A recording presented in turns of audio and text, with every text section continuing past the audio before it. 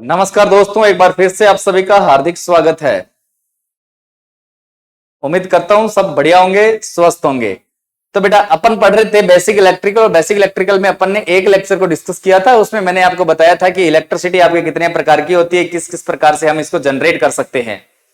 तो आज का जो अपना लेक्चर रहने वाला है बेटा, इसको थोड़ा सा आगे बढ़ाते हैं। आज अपन देखते हैं चार्ज के बारे में कि आपका चार्ज क्या होता है और किस प्रकार से हमारे चार्ज के बारे में पेपर में क्वेश्चंस पूछे जा सकते हैं। बेटा यहां से आपके न्यूमेरिकल जो क्वेश्चन बनते हैं वो काफी अच्छे न्यूमेरिकल बनते हैं आपके चार्ज में से। आपका डीआरडीओ एग्जाम ले लें या डीएमआरसी का ले लें, किसी भी टेक्निकल एग्जाम ले लें, अगर क्वेश्चंस अगर आपसे पूछता है, पेपर एक अच्छे लेवल का बनता है, तो बेटा यहां से आपके क्वेश्चंस पुटअप जरूर होंगे। तो देखिएगा, सबसे पहले अपन देखते हैं कुछ, मैं आपको बेसिक टर्म्स बताता हूं, उसके बारे में अपन चलते हैं आगे की ओर। तो देखिएगा सबसे पहले कि बेटा आपको कुछ बातें याद रखनी है। जैसे आपका इलेक्ट्रॉन हुआ, क्या हुआ? इलेक्ट्रॉन। इलेक्ट्रॉन पे बेटा मैं एक तो बात करूंगा इसके चार्ज की, किसकी? आवेश की, कि चार्ज क्या होता है। दूसरा हम बात करेंगे इस पे मास कितना होता है। मास मतलब आपका द्रव्यमान कितना होता है, इनके बारे में अपन डिस्कस करेंगे।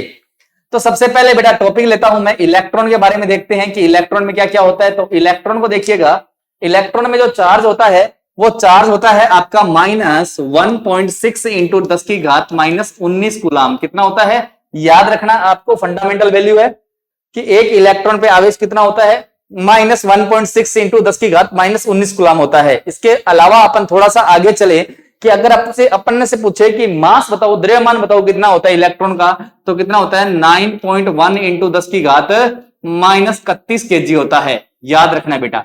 अगर मैं बात करूं बेटा इसकी खोज किसने की थी, तो इसकी खोज की थी बेटा जे थॉमसन ने। किसने? जे थॉमसन ने इसकी खोज की थी। किसकी? इलेक्ट्रॉन की खोज किसने की? जे थॉमसन ने। आपको याद रखना है। नेक्स्ट अगर अपन थोड़ा सा आगे की ओर चलते हैं, देखते हैं इलेक्ट्रॉन अपने हो चुका है। अब अपन देखते हैं प्रोटॉन के बारे में।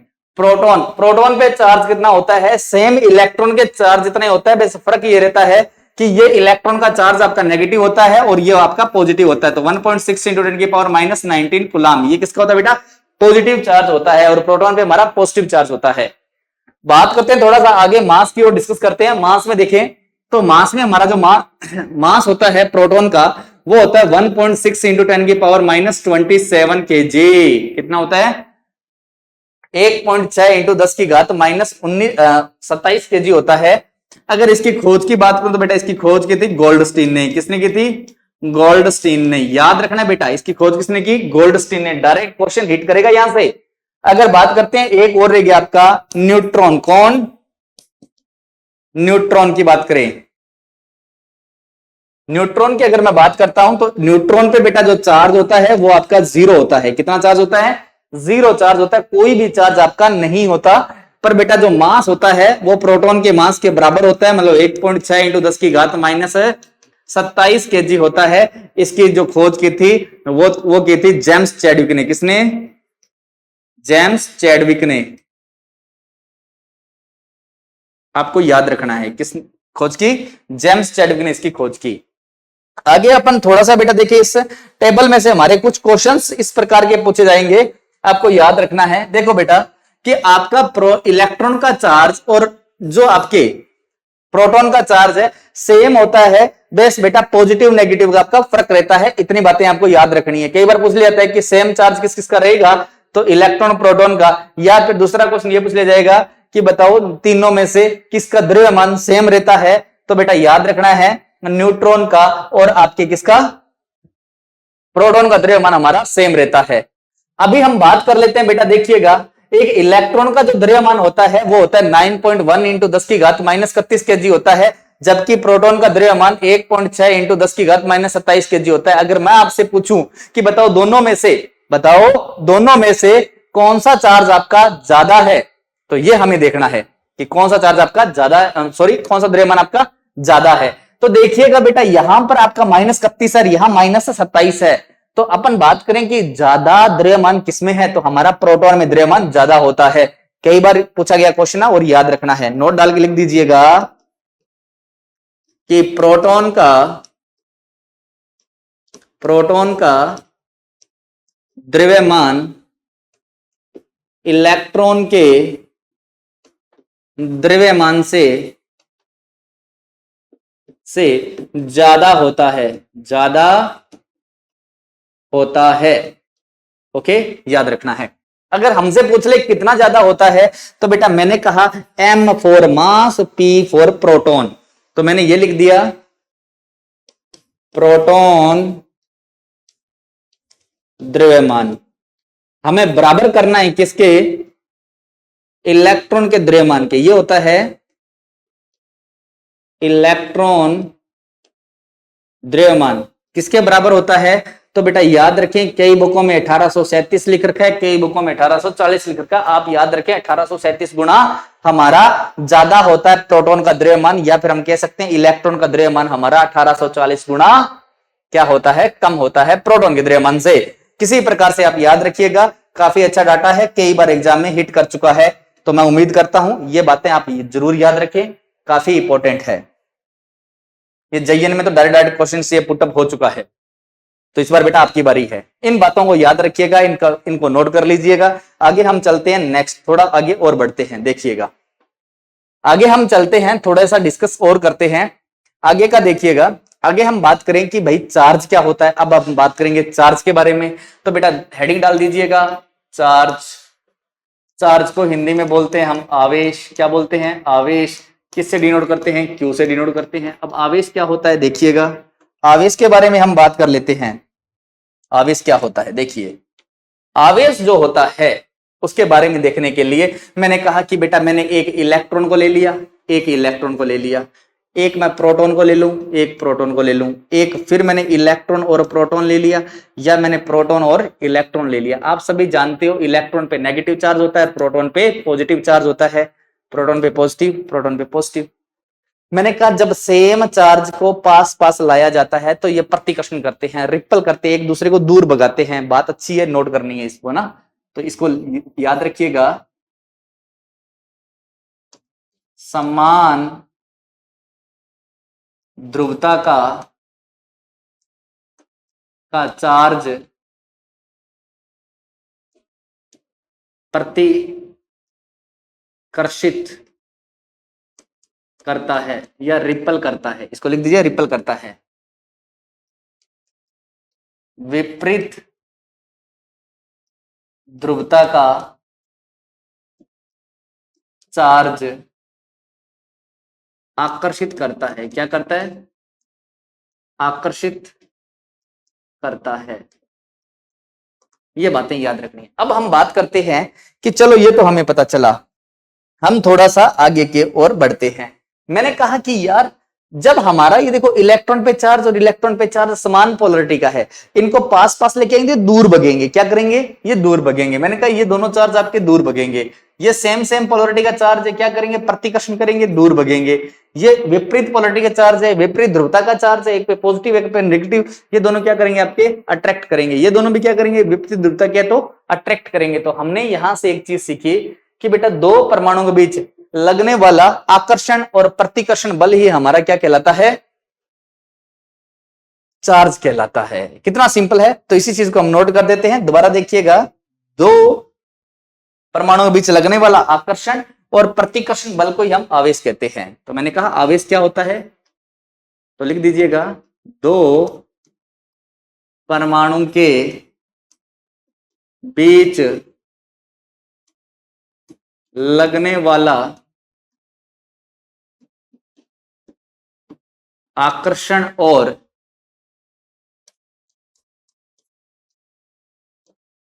प्रतिकर्षण बल ही आवेश कहलाता है। हो गया? बस क्या दिक्कत है इसमें।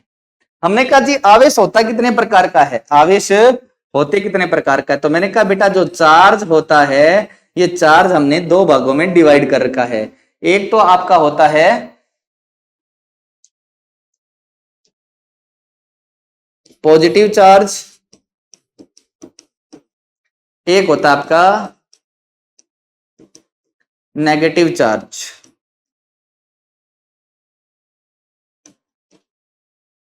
तो दो प्रकार के चार्ज होते हैं हमारे, ये किसने बताया था? बेंजामिन फ्रैंकलिन ने बताए थे। किसने बताए थे कि चार्ज आपके दो प्रकार के होते हैं? ये बेंजामिन फ्रैंकलिन बताता है कि चार्ज आपके दो प्रकार के होते हैं। चलो यहां तक नोट कीजिएगा, फिर आगे चलते हैं, इनको देखते हैं। पॉजिटिव चार्ज कैसे फाइंड करते हैं, नेगेटिव चार्ज अपन कैसे फाइंड करते हैं। बड़ा अच्छा टॉपिक है, ध्यान से पढ़ेंगे इसको।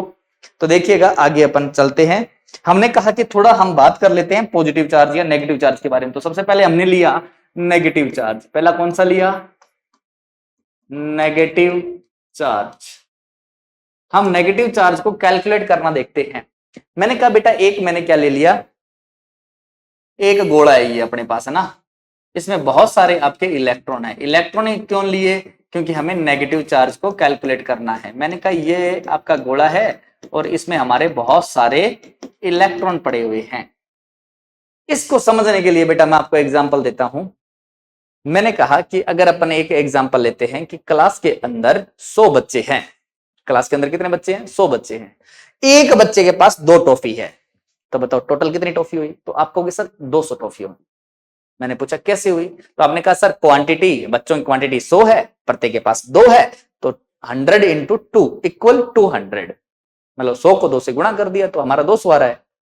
बिल्कुल 200 टॉफियां होगी। उसी प्रकार हमने कहा कि आपने ये बना तो दिया कि भाई इस गोले के अंदर हमारे इलेक्ट्रॉन इलेक्ट्रॉन है। आप जानते हो कि एक इलेक्ट्रॉन पर आवेश, एक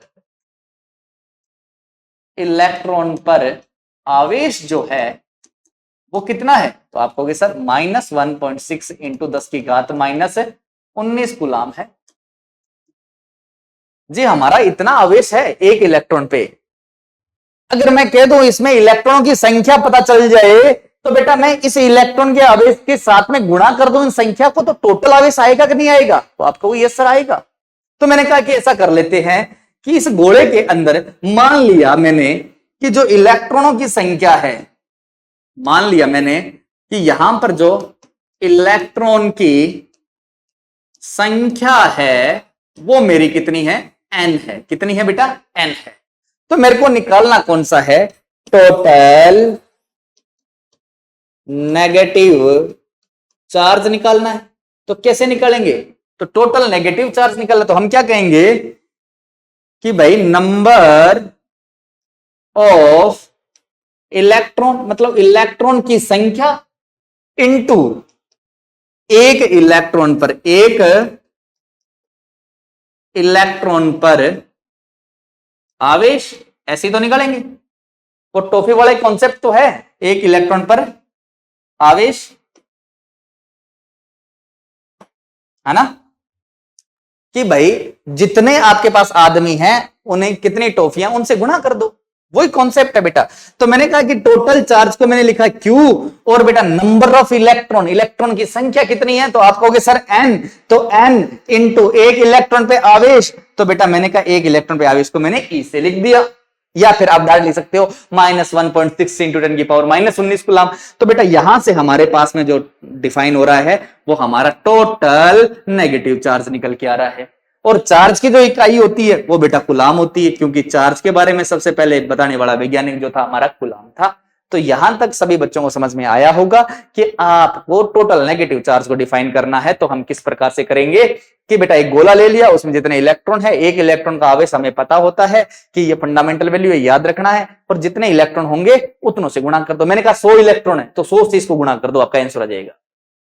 क्या दिक्कत है? बिल्कुल अच्छा है ना, प्रॉपरली समझ में आ रहा होगा, उम्मीद करता हूं।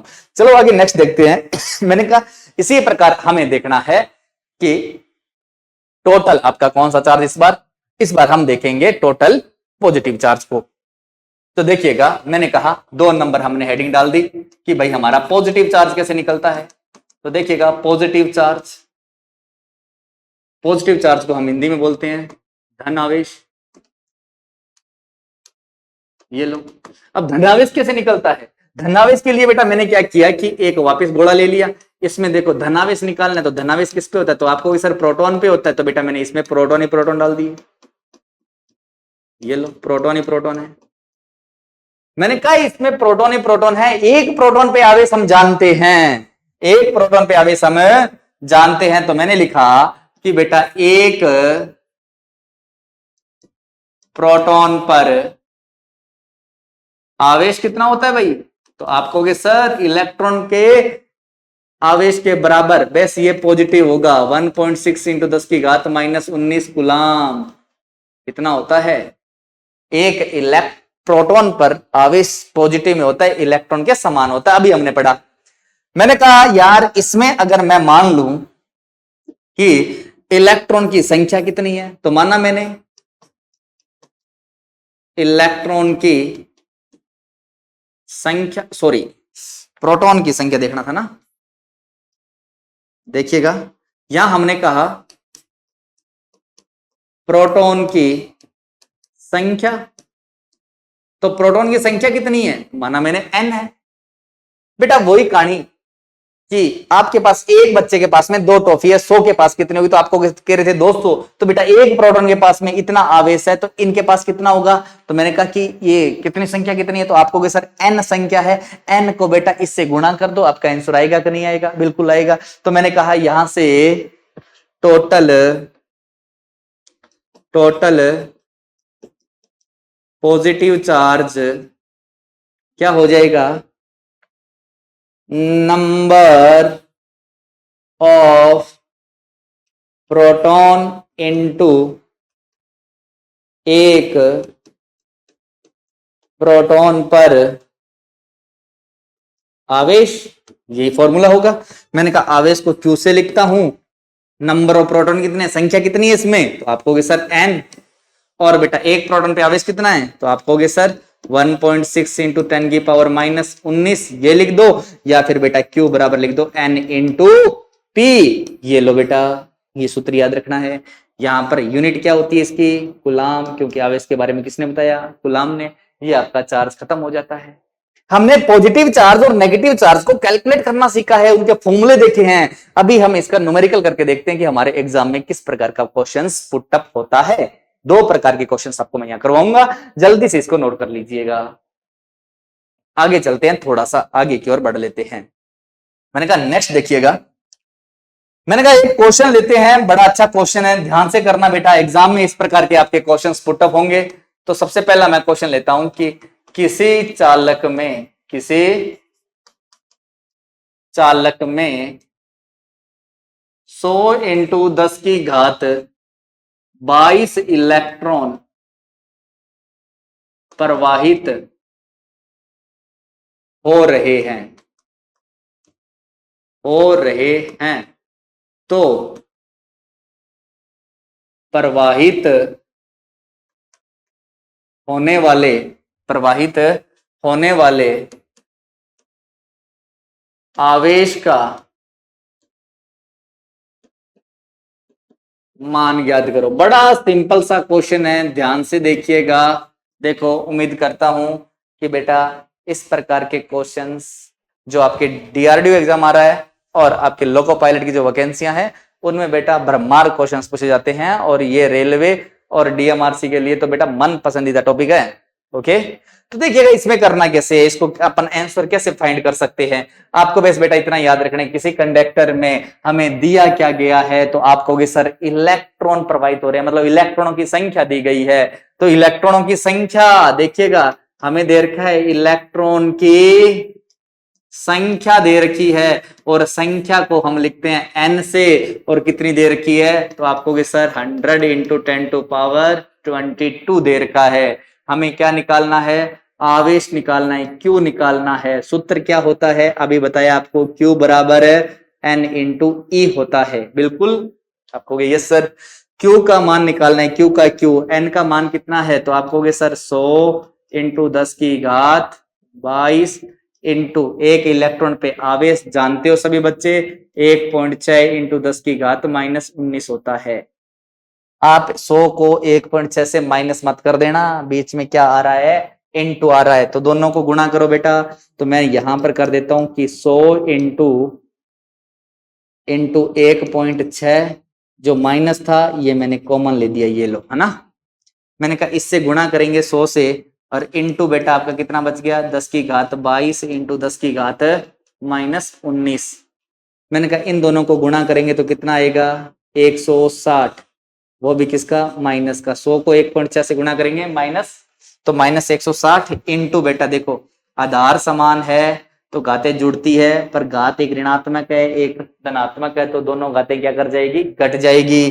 तो 10 की घात कितना आ गया, 3। आया कि नहीं आया, आपको यस सर। एक चीज याद रखना बेटा कि आपका एक होता है किलो, किलो का मतलब होता है, इसे मैं के से लिखूंगा, इसका मतलब होगा 10 की घात 3। एक होता है बेटा मेगा, मेगा का मतलब बेटा बड़ा एम, और इसका मतलब होता है मेगा का 10 की पावर 6। एक चीज और याद रखनी है, एक होता है बेटा मिली, क्या होता है, मिली, इसको हम लिखते हैं छोटे एम से, और इसका मतलब होता है 10 की घात -3। एक होता है बेटा आपका माइक्रो, क्या होता है, माइक्रो, जिसे हम छोटे यू से लिखते हैं, और ये होता है 10 की घात -6।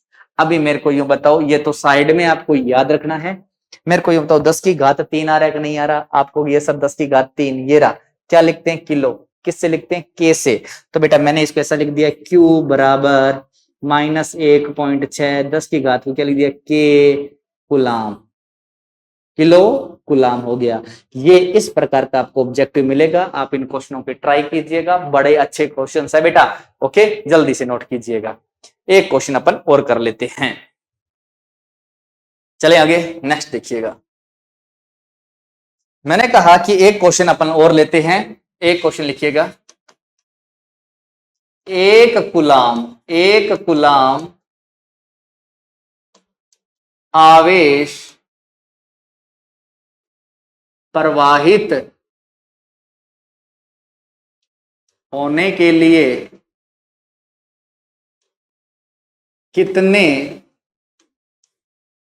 इलेक्ट्रॉन की आवश्यकता होगी। बड़ा सिंपल सा क्वेश्चन है, ट्राई कीजिए बेटा। सबसे पहले क्वेश्चन क्या है, एक कूलाम आवेश प्रवाहित होने के लिए कितने इलेक्ट्रॉन की आवश्यकता होगी।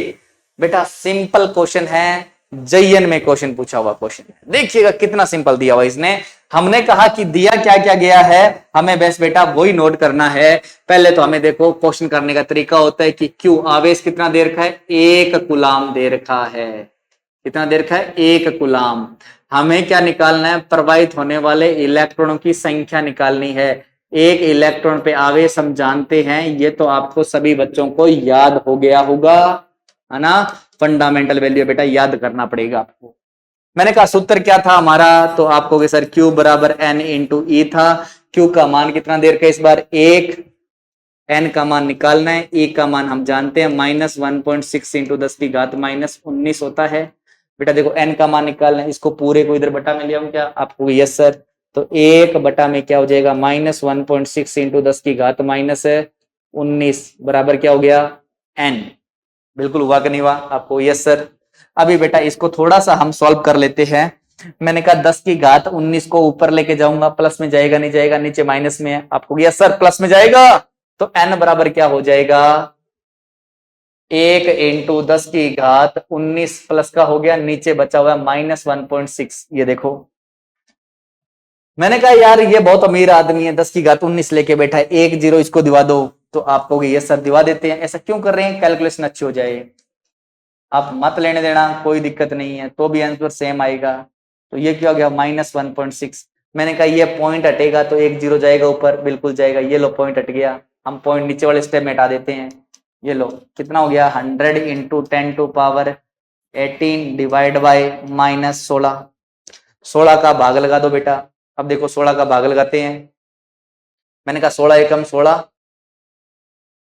और 16 5 80, 16 छिकी 96, 6 पे गया, कितना बच गया, 4, पॉइंट लगा दिया, 40 हो गया। 16 दूना 32, 16 दूना 32, 8 बच गए, 16 5 80। तो कितना हो गया बेटा, n का मान आ गया हमारा -6.25 इंटू 10 की घात 18 इलेक्ट्रॉन प्रवाहित होंगे। पर बेटा कभी भी संख्या ऋणात्मक नहीं होती है, धनात्मक होती है, संख्या कभी भी ऋणात्मक नहीं होती है, इसीलिए हमको पॉजिटिव करना पड़ा यहां पर, और आपका आंसर आ गया ये।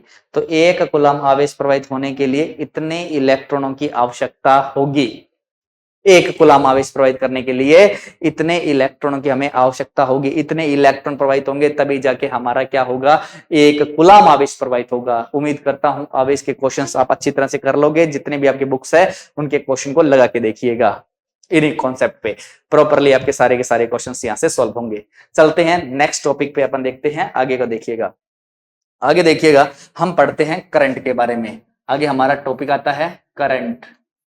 करंट का मतलब होता है बेटा धारा, हिंदी में क्या बोलते हैं, धारा, और इसे हम लिखेंगे आई से। सभी बच्चे इसकी डेफिनेशन जानते हैं, है ना। Rate of change of charge, आवेश में परिवर्तन की दर ही क्या कहलाती है, धारा कहलाती है। बिल्कुल, तो इसी चीज को हम एक बार नोट कर लेते हैं, बाद में इसको समझेंगे। तो देखिएगा, आवेश में परिवर्तन की दर धारा कहलाती है।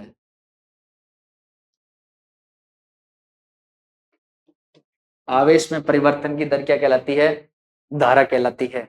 अब हमें धारा कैसे परिवर्तन होता है वो देखिएगा। एक बार के लिए मैंने एक डायग्राम को बनाया, देखिए मैंने कहा कि मैं ये डायग्राम बनाई, ये बैटरी लगा दी, ये हमारा बल्ब है जो जल रहा है। देखिएगा हमने कहा कि जो धारा का प्रवाह होता है वो बेटा यहां से होता है। धारा का प्रवाह हमेशा पॉजिटिव टर्मिनल से होता है, नेगेटिव टर्मिनल से इलेक्ट्रॉन का प्रवाह होता है। इलेक्ट्रॉन और धारा एक दूसरे के विपरीत क्रम में चलती है। इलेक्ट्रॉन इधर से आ रहा है तो धारा इधर से जाएगी, तो एक दूसरे के विपरीत क्रम में जाती है। हमें बातों को दिमाग में रखना है। ओके, मैंने कहा बेटा यहां से इलेक्ट्रॉन जा रहे हैं, बहुत सारे इलेक्ट्रॉन जा रहे होंगे। आपको यस सर, बहुत सारे इलेक्ट्रॉन जा रहे हैं, अरबों खरबों इलेक्ट्रॉन जा रहे हैं। तो बेटा अभी अपन पढ़ के आए, मैंने कहा बहुत सारे इलेक्ट्रॉन हैं, तो बहुत सारे इलेक्ट्रॉन है तो बेटा ये क्या हो गया, N इंटू ई हो गया। इसे हम क्या कहेंगे, आवेश कहते हैं, नहीं कहते कि नंबर ऑफ इलेक्ट्रॉन हो गए भाई, और नंबर ऑफ इलेक्ट्रॉन को क्या कहते हैं हम, इलेक्ट्रॉन की संख्या को ही आवेश कहते हैं। मैंने कहा आवेश भी तो प्रवाहित हो रहा है, टाइम के साथ बदल रहा है, इसीलिए कहते हैं कि आवेश में परिवर्तन की दर धारा कहलाती है। हम ऐसा भी कह सकते हैं दूसरी डेफिनेशन में कि इलेक्ट्रॉन के या मुक्त इलेक्ट्रॉन के प्रवाह की दर, ये जो इलेक्ट्रॉन होते हैं ये मुक्त इलेक्ट्रॉन होते हैं बेटा, ध्यान रखना। इलेक्ट्रॉन दो प्रकार के होंगे, आगे जाके पढ़ाऊंगा, बॉन्डिंग इलेक्ट्रॉन और फ्री इलेक्ट्रॉन। मतलब एक बंधित इलेक्ट्रॉन, एक मुक्त इलेक्ट्रॉन। आगे अपन ईडीसी पढ़ेंगे, उसमें बड़े डिटेल में पढ़ेंगे चीजें, ठीक है ना। तो यहां से लिख दीजिएगा मुक्त इलेक्ट्रॉन के प्रवाह की दर धारा कहलाती है।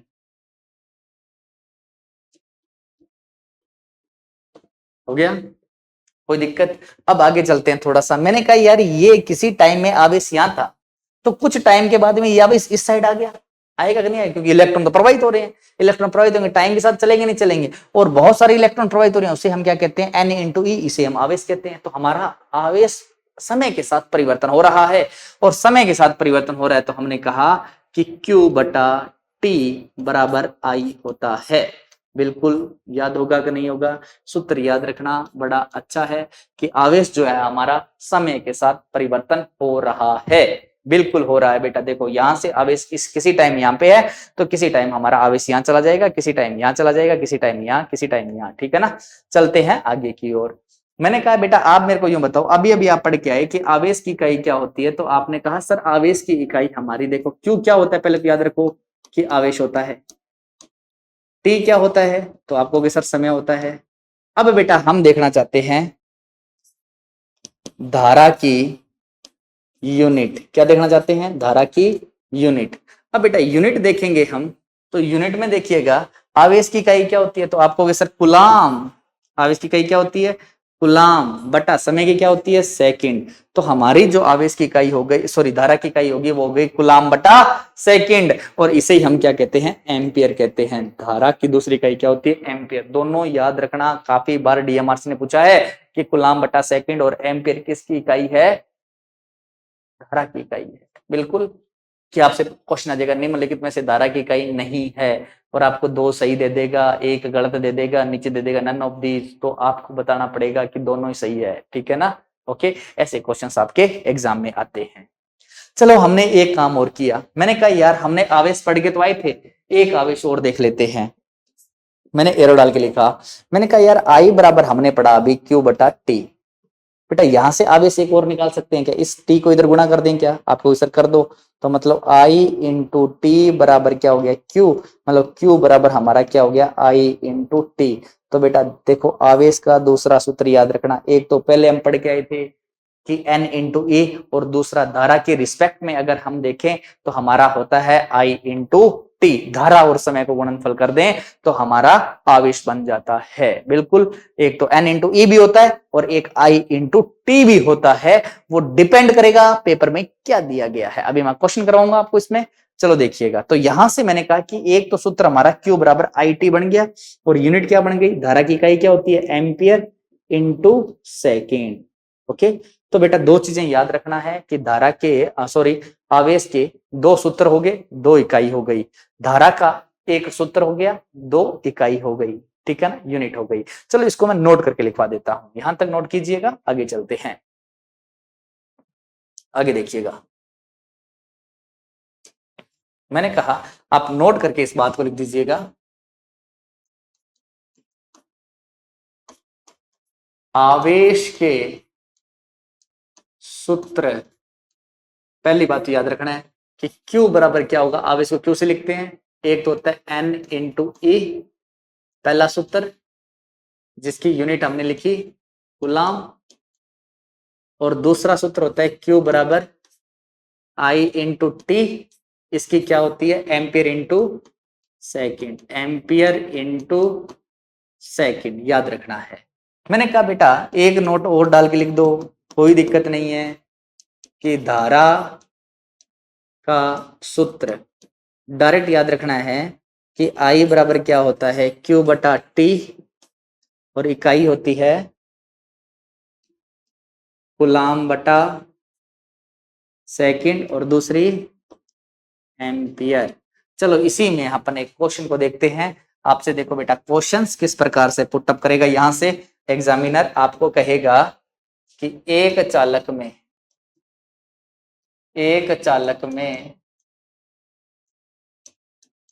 5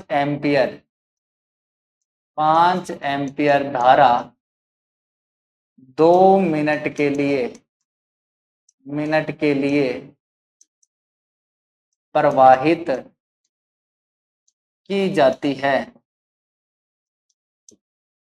की जाती है तो प्रवाहित होने वाले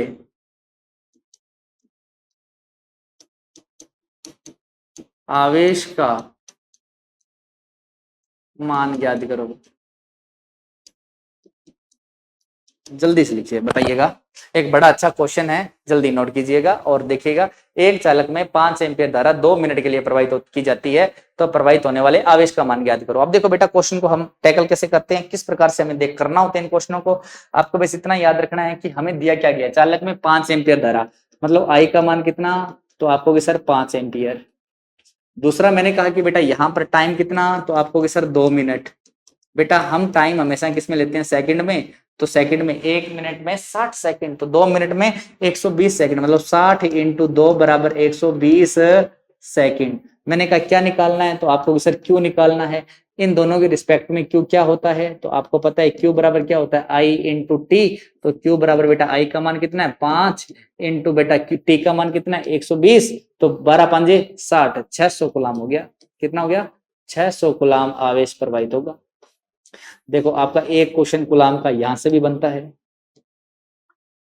ओके, जल्दी से नोट करिएगा। एक क्वेश्चन और अपन धारा का भी देखते हैं, यहां से कई बार अच्छे लिंक करके पूछ लेता है, आवेश और धारा का दोनों मिक्स क्वेश्चन पूछता है, उसके बारे में हम देखते हैं। चलो आपको लिखवाता हूं, आगे देखिएगा, आगे देखिएगा। नेक्स्ट एक क्वेश्चन को देखते हैं। मैंने कहा अपने से बोला कि एक चालक तार में 1 एम्पियर धारा 1 सेकंड के लिए प्रवाहित की जाती है तो प्रवाहित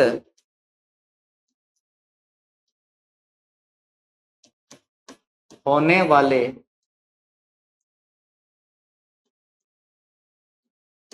आवेश का मान ज्ञात करो।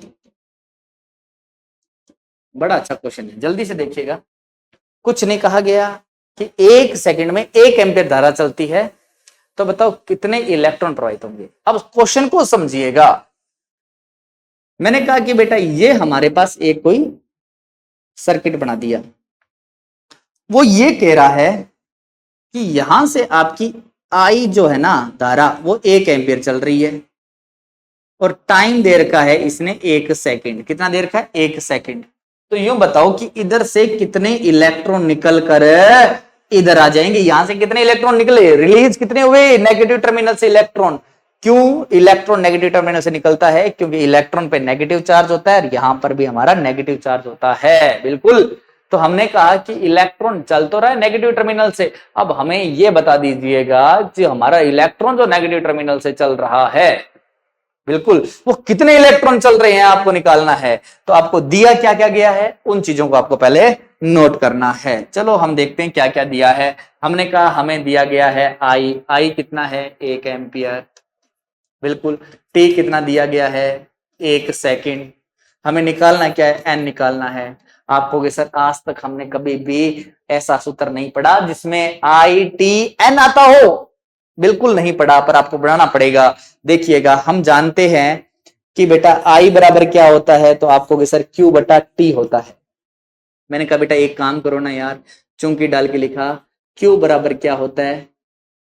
एन इंटू ई होता है कि नहीं होता? आपको yes sir number of electron होता है बेटा, क्यू की जगह पुट कर दें तो आपको यस सर। तो क्यू बराबर क्या होगी? क्यू का मान पुट किया, एन इंटू ई बटा टी। हमें एन का मान निकालना है, हमारा ये सूत्र लगेगा।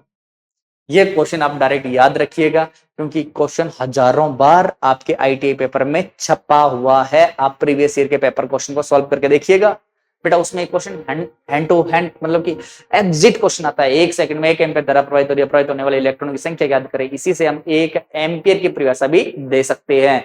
अभी मैंने कहा कि बेटा यहां से अपने चलो इस क्वेश्चन का रट्टा मार सकते हैं, पर बेटा यहाँ 1 एम्पियर धारा है, 1 सेकंड है, पेपर में आ गया 2 एम्पियर धारा 1 सेकंड, तो कैसे करेंगे? फिर दिक्कत आ जाएगी। इसीलिए इसको पूरा का पूरा करना सीख लेना कैसे करते हैं। हमने कहा कि हमारा सूत्र लगेगा आई बराबर एन इंटू ई बटा टी। तो बेटा देखो डाटा पुट करो, आई का मान कितना है? तो आप कहोगे सर हमें दिया गया है आई का मान। चलो देखिएगा आई का मान कितना दिया गया है। तो आई का मान दिया गया आपको 1, एन का मान हमें निकालना है। इलेक्ट्रॉन पे, एक इलेक्ट्रॉन पे आवेश हम जानते हैं 1.6 इंटू 10 की घात माइनस 19 होता है। और टी बेटा कितना दे रखा है आपको? 1 दे रखा है। ये लो, अभी हमने किया कि यार यहां से इस 1 को इधर गुणा कर दूं क्या? आपको यस सर ये गुणा कर दो। तो बेटा मैंने गुणा कर दिया, 1 को ए से गुणा किया 1, और हमारा बच गया एन इंटू -1.6 इंटू 10 की घात -19 बच गया। बिल्कुल, आपको यस सर। चलो इसको रफ कर देते हैं, कोई काम का नहीं है अभी ये, हमें क्वेश्चन समझना था, इससे समझ लिया। अभी हम इसको सॉल्व करते हैं। मैंने कहा ये एन का मान निकालना है, इसको भी इसके नीचे भेज दूंगी, आपको यस सर भेज दो। इसके नीचे भेज दिए इसको, तो क्या हो गया? -1.6 इंटू 10 की घात -19 बराबर क्या हो गया? एन। हो गया कि नहीं हो गया? आपको यस सर हो गया। बेटा 10 की घात -19 को ऊपर लेके जाओ तो क्या हो गया? 10 की घात 19 बटा में क्या हो गया? -1.6। ये क्वेश्चन आपने पहले भी किया, अभी थोड़ी देर पहले, है ना? सेम डिटो क्वेश्चन निकल के आ रहा है। देखो मैंने कहा 1 0 इसको दिवा दो, तो आपने कहा सर यहाँ हो गया 10 इंटू 10 की घात 18 हो गया। 1 0 इसको दे दी, बटा में बेटा -1.6 है, बराबर इलेक्ट्रॉन की संख्या n निकालनी है। 1 0 हटाएंगे तो यहाँ 0 आएगा, नहीं आएगा? आपको यस सर। चलो ठीक है, यहाँ पर कर लेते हैं। मैंने कहा n बराबर क्या हो गया? 100 इंटू 10 की घात 18 बटा में बेटा -16। बेटा 100 को 16 में भाग दे लो, अभी दिया था 16 एकम 16, 16 पंजे 16 चिकी 96.4 बच गए। 16 दूना 32, 16 पंजे 80। तो बेटा n बराबर कितना जाएगा? -6.25 इंटू 10 की घात 18 इलेक्ट्रॉन प्रवाहित होंगे कि नहीं होंगे? हमेशा हमने कहा की संख्या नेगेटिव मतलब ऋणात्मक नहीं होती। इलेक्ट्रॉन की संख्या ही तो है ये, नेगेटिव नहीं होती संख्या, तो हमारा n बराबर क्या हो जाएगा 6.25 इंटू 10 की घात 18। ये लो बेटा आपका आंसर आ गया। कितना अच्छा क्वेश्चन था, है ना। इस प्रकार के बेटा क्वेश्चंस आपके आएंगे, आपको कुछ नहीं करना, याद रखना है कि बेटा किस प्रकार से हमने फॉर्मूले को बनाया है। यहां पर पेपर में एक की जगह 2 दे सकता है, यहाँ एक की जगह 4 दे सकता है, कुछ भी दे दे, हमें तो पुट करके बेटा गुणा भाग करके आंसर को लाना है, और ये रिजल्ट आपको याद रखना है। अब इस रिजल्ट से देखिएगा, आपको याद रखना है क्योंकि बेटा डायरेक्ट आपके क्वेश्चंस पूछा गया था, और आप इसको नोट करके भी लिख दीजिएगा कि नोट करके लिखिएगा कि 1 सेकंड में, या फिर बेटा डायरेक्ट आपको एक चीज लिखवा देता हूं मैं, 1 एम्पियर की डेफिनेशन लिखवा देता हूं। देखिएगा 1 एम्पियर की परिभाषा, 1 एम्पियर की परिभाषा। अब 1 एम्पियर की परिभाषा को देखिएगा, बड़े ध्यान से सुनिएगा, बड़ा अच्छा टॉपिक है, ठीक है ना। अभी अपन ने कहा कि 1 एम्पियर की परिभाषा देखनी है, तो क्या हो जाएगी 1 सेकंड में, 1 सेकंड में 6.25 इंटू 10 की घात 18 इलेक्ट्रॉन प्रवाहित हो जाए, हो जाए तो उसे, तो उसे 1 एम्पियर धारा कहते हैं। तो आपको ये डाटा तो याद रखना पड़ेगा, ठीक है ना। 1 एम्पियर धारा के लिए आपको पूछे 1 एम्पियर धारा क्या होती है, 1 सेकंड में इतने इलेक्ट्रॉन प्रवाहित हो जाए तो 1 एम्पियर धारा आएगी। अब क्या बात ये सत्य है क्या, इसको चेक कर देख लेते हैं, क्या ये बात सत्य है या नहीं है, वो देखिएगा। मैंने कहा इतने इलेक्ट्रॉन प्रवाहित हो जाए 1 सेकंड में, तो हमारी 1 एम्पियर धारा होगी। अभी आप एक काम करना बेटा कि इसको प्रूफ करने के लिए हमने किया कि I बराबर हम जानते हैं कि N इंटू ई बटा टी होता है। I का मान निकालना है, N का मान हमें कितना दिया गया है 6.25 इंटू 10 की घात 18, और E का मान कितना होता है -1.6 इंटू 10 की घात -19 बटा टी का मान कितना है 1, और बेटा I बराबर इनको सॉल्व करना 1 एम्पियर आ जाएगा, ठीक है। चलें आगे।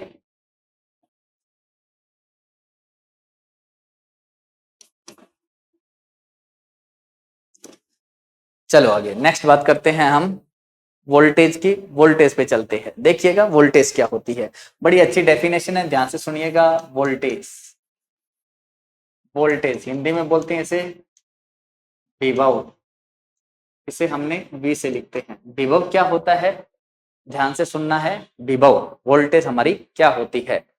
अब वोल्टेज के बारे में देखिएगा, हमने कहा कि कोई एक चालक तार लिया, देखो दो डेफिनेशन बताऊंगा, जो आपको अच्छी लगे वो आपको याद रखना है। मैंने कहा कि बेटा ये कोई एक चालक तार है, ये कोई आपका एक चालक तार है, इस चालक तार में हमारी धारा का प्रवाह हो रहा है। ये लो बेटा हमारी धारा प्रवाह हो रही है, रेड पेन से मैंने धारा का प्रवाह कर दिया। तो बेटा ये रेड पेन से धारा का प्रवाह कर दिया, यहाँ पर कौन सा क्षेत्र बनेगा, तो आपको सर विद्युत क्षेत्र बन जाएगा। यहाँ पर कौन सा क्षेत्र है, विद्युत क्षेत्र। बेटा इस विद्युत क्षेत्र से, इस विद्युत क्षेत्र से अनंत दूरी पर, अनंत दूरी को मैंने डैश डैश दिखा दिया, अनंत दूरी पर कोई आवेश पड़ा हुआ है, ये लो आवेश पड़ा हुआ है। इस आवेश को उठाकर जो विद्युत क्षेत्र तक लेके आएंगे, जो हम काम कर रहे हैं वो क्या है, विभव है। तो हम क्या कहेंगे डेफिनेशन में, किसी विद्युत क्षेत्र से अनंत दूरी पर पड़े हुए आवेश को विद्युत क्षेत्र तक लाने में किया गया कार्य वोल्टेज कहलाता है। ओके, नोट कर लेते हैं कि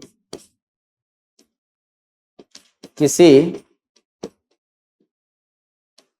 विद्युत क्षेत्र से अनंत दूरी पर, अनंत दूरी पर रखे हुए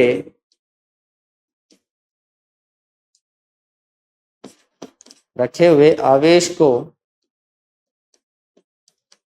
विद्युत क्षेत्र तक लाने में किया गया कार्य विभव कहलाता है। यह हमें पता चला। एक डेफिनेशन हम और भी दे सकते हैं, अगर ये आपको समझ में नहीं आती है तो एक डेफिनेशन और दे लिया। देखिएगा, मैंने कहा बेटा ये कोई चालक तार है, ये हमारा कोई चालक तार है। इस पर बेटा क्या है कि इस चालक तार में एक पॉइंट पर कोई एक कूलाम आवेश पड़ा हुआ है, एक बिंदु पर। हमें क्या करना है, इसे उठाकर दूसरे बिंदु तक लेके जाना है। यहां तक हम एक कूलाम आवेश को यहां ले आए। जो हम काम कर रहे हैं वो विभव है। तो हमने लिखा कि किसी चालक में एक कूलाम आवेश को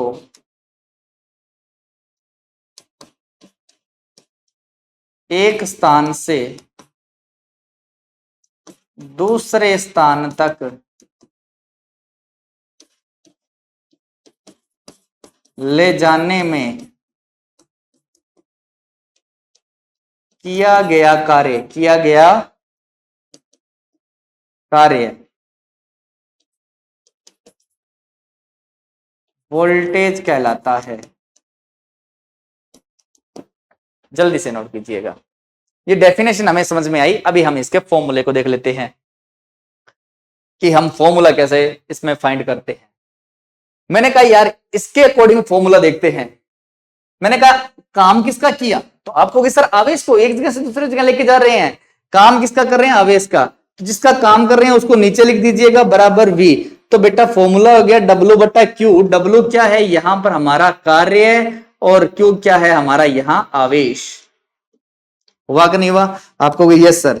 यहां से अगर मैं देखना चाहूं बेटा, तो बेटा कार्य की इकाई क्या होती है, तो आपको सर अब यूनिट देख लेते हैं। मैंने कहा वोल्टेज की यूनिट मतलब इकाई, तो इकाई देखते हैं। कार्य की इकाई क्या होती है, तो आपको सर जूल। आवेश की कूलाम।